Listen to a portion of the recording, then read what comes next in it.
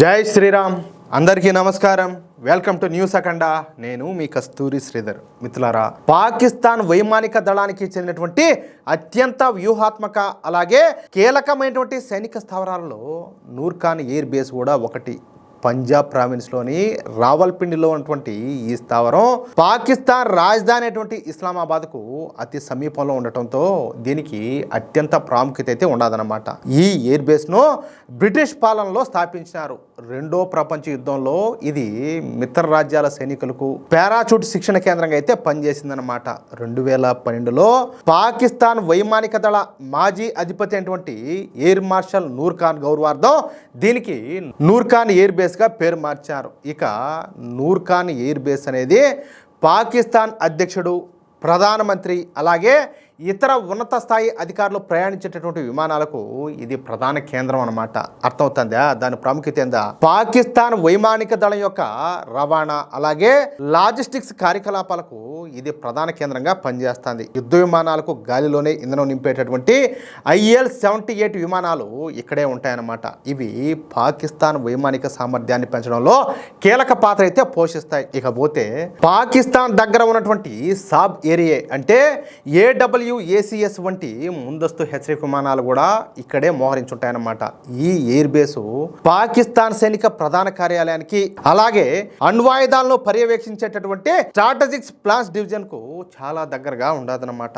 గతంలో బెనజీర్ భుట్టో అంతర్జాతీయ విమానాశ్రయం కూడా ఇదే ప్రాంగణంలో ఉంటా ఉన్నది. అయితే 2018లో కొత్త విమానాశ్రయం ప్రారంభమైన తర్వాత ఇది పూర్తిగా సైనిక అవసరాలకే పరిమితం అయిపోయింది. అంటే నూర్ఖాన్ ఎయిర్ బేస్ అనేది పాకిస్తాన్ వైమానిక రక్షణ వ్యవస్థలో ఒక కీలకమైనటువంటి ఆయుపట్టు లాంటిదన్నమాట.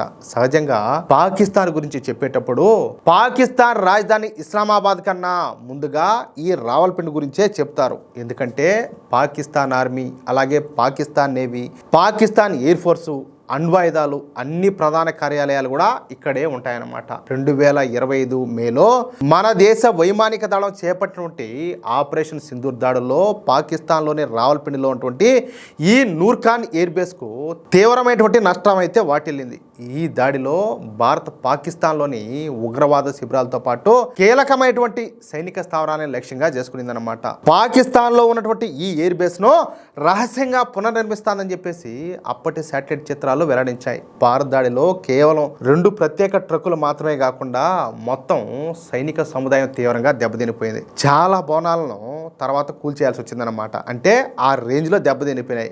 భారత మాజీ ఎయిర్ మార్షల్ AK భారతి ఒక ప్రెస్ బ్రీఫింగ్ లో ఈ చిత్రాలన్నింటినీ కూడా చూపిస్తా ఈ దాడి Pakistan command and control system కు స్పష్టమైనటువంటి హెచ్చరిక సందేశం అని చెప్పేసి స్పష్టంగా తెలియజేశారు. అంటే మేము మామూలుగా సిట్టగొట్టేసాం అని చెప్పేసి అర్థం అనమాట. సరే, ఆ విషయం తీసి కాస్త పక్కన పెడితే ఇప్పుడు పాకిస్తాన్ అలాగే ఆఫ్ఘనిస్తాన్ దేశాల మధ్యన యుద్ధం పతాక స్థాయికి అయితే చేరుకునింది. దీంతో ఇప్పుడు ఆఫ్ఘనిస్తాన్ తాలిబాన్లు కూడా పాకిస్తాన్ ఆర్మీ కేంద్ర స్థానం అయినటువంటి ఈ నూర్ఖాన్ ఎయిర్ బేస్ నే టార్గెట్ గా చేసుకున్నారు. చూడండి, రావల్పిండిలో ఉన్నటువంటి అత్యంత కీలకమైనటువంటి నూర్ఖాన్ ఎయిర్ బేస్ పైన నిన్న ఆఫ్ఘనిస్తాన్ తాలిబాన్ దళాలు వైమానిక దాడులు అయితే నిర్వహించినాయి. ఆఫ్ఘనిస్తాన్ రక్షణ మంత్రిత్వ శాఖ సమాచారం ప్రకారం వారి వైమానిక దళం అధునాతన డ్రోన్ల సాయంతో ఈ దాడులను అయితే నిర్వహించింది.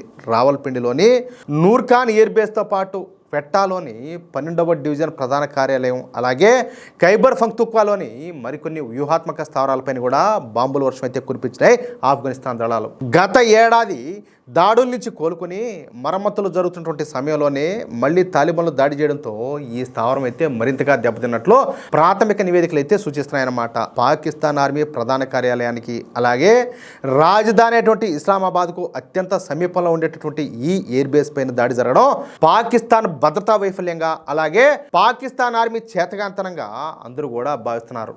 ఈ దాడుల తర్వాత ఇరు దేశాల మధ్యన ఓపెన్ వార్ లాంటి పరిస్థితులు అయితే నెలకొన్నాయి. అంటే ఎవరికి?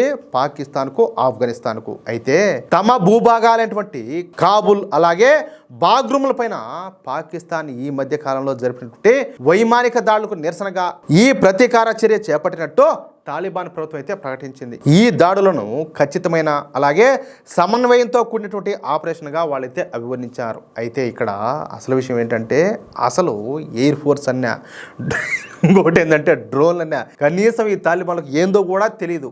అంత మొట్టగుంపు అనమాట. ఇప్పుడు అవే డ్రోన్లతో పాకిస్తాన్ వాళ్ళంతా కలిసి ఒక ఆట ఆడుకుంటున్నారు.